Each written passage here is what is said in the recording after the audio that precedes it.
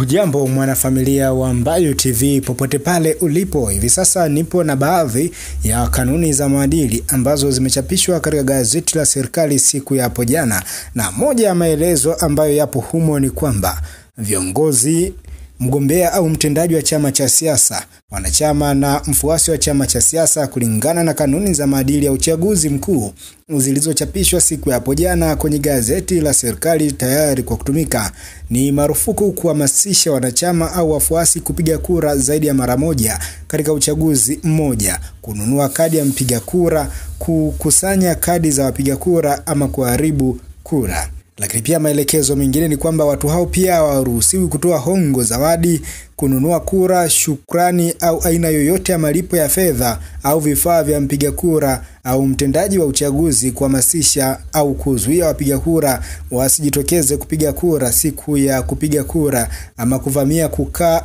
kwa nguvu ndani ya kituo cha kupigia kura, kuhesabu au kujumuisha kura. Lakini pia aidha, mtu yeyote hataruhusiwa kutumia simu ya kiganjani au kifaa kingine cha mawasiliano ndani ya kituo cha kupigia kura kuhesabu au kujumlisha kura, isipokuwa kwa msimamizi wa uchaguzi, msimamizi msaidizi wa uchaguzi, msimamizi wa kituo, msaidizi wake na mlinzi wa kituo cha kupigia kura, ambao wataruhusiwa kutumia simu zao au kifaa kingine cha mawasiliano pale itakapobidi kwa shughuli za uchaguzi tu. Simu na vifaa hivyo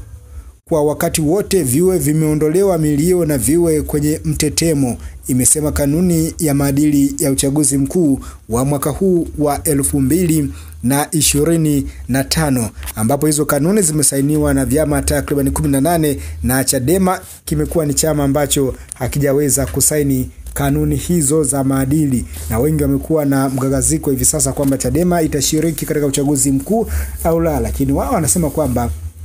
kutokusaini kanuni za maadili hakukufanyi ushindwe kushiriki katika uchaguzi mkuu. Kwa hiyo wao watashiriki uchaguzi, na kitu ambacho watapambania ni kuhakikisha kwamba wanashiriki uchaguzi ambao utakuwa umefanyiwa marekebisho na mabadiliko katika sheria mbalimbali za kiuchaguzi, kitu ambacho kimewafanya watu wengi wamebaki kuwa na maswali kwamba itawezekana katika muda ambao umeweza kusalia hivi sasa kabla ya kuelekea katika uchaguzi mkuu yaweze kufanyika marekebisho hayo, na mwisho wa siku Chadema iweze kuingia katika uchaguzi mkuu kama ambavyo wao wamekuwa wakizungumza. Ni maswali ambayo kila mmoja amekuwa akijiuliza kuelekea uchaguzi mkuu ambao umepangwa kufanyika mwaka huu wa 2025. Naam, una maoni gani kuhusiana na kanuni hizi za maadili ambazo zimekwisha kusainiwa na vyama takriban 18 vya siasa na tayari zimekwisha kuchapishwa katika gazeti la serikali? Ina maana zinakwenda kutumika katika uchaguzi wa mwaka huu 2025 ambao umepangwa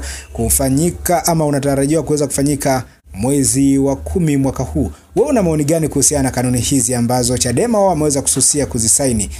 Kuna chochote kile ambacho ungependa kiweze kuwa kimerekebishwa hapa, lakini hamna room ya kufanya hivyo kwa sababu tayari zimewekwa kwa ajili ya matumizi? Hii ni Mbayu TV, ni kusi kama bado hauja subscribe katika YouTube channel yetu, basi hakikisha kwamba una subscribe, lakini pia hakikisha kwamba una like, una comment na kushare taarifa zote ambazo sisi tunakupa wewe kila siku na kila saa. Pale Instagram utufollow huko, sisi tunapatikana kwa jina la Mbayu TV. Huko pia tuna jukumu kubwa la kuhakikisha kwamba tunakuelimisha na kukuburudisha wewe. Nite David Edward, uwe na siku njema mtazamaji wa Mbayu TV.